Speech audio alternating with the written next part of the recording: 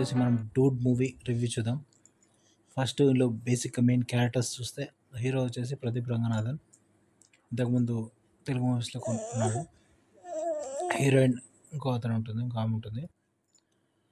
అయితే ఇక్కడ హీరోకి వచ్చేసి మదర్ ఒక్కతి ఉంటుంది. మదర్ క్యారెక్టర్ ఉంటుంది. హీరోయిన్‌కి వచ్చేసి ఫాదర్ క్యారెక్టర్ ఉంటారు. ఇక్కడ హీరోయిన్ ఫాదర్ వచ్చేసి తను ఒక మినిస్టర్ ఉంటాడు.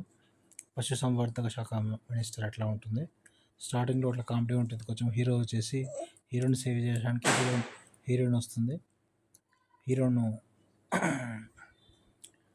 అయితే హీరో వచ్చేసి ఇంకా ఒక ప్రీవియస్లో ఒక అమ్మాయిని లవ్ చేస్తుంటాడు. అయితే అది అమ్మాయి వేరే మ్యారేజ్ చేసుకుంటుంది.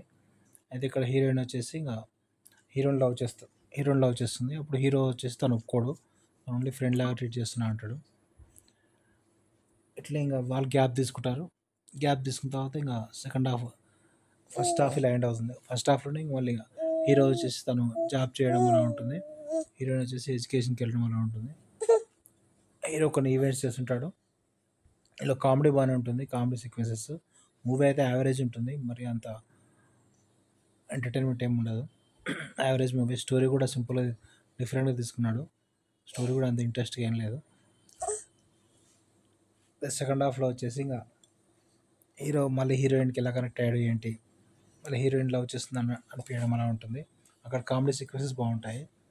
హీరోయిన్ ఫాదర్ తోటి మళ్ళీ మ్యారేజ్ చేసుకుంటానని చెప్పడం, హీరోయిన్ వచ్చేసి తను ఇంకో అతన్ని లవ్ చేయడం, అలా కామెడీ బాగుంటుంది. అతను వచ్చేసి ఇంకా తన కర్ణాటక మినిస్టర్ తెలుసు అనడం, ఇంకా వీళ్ళ మ్యారేజ్ స్టార్ట్ చేస్తారు హీరోయిన్కి వాళ్ళ అంకుల్. అక్కడ కామెడీ బాగుంటుంది.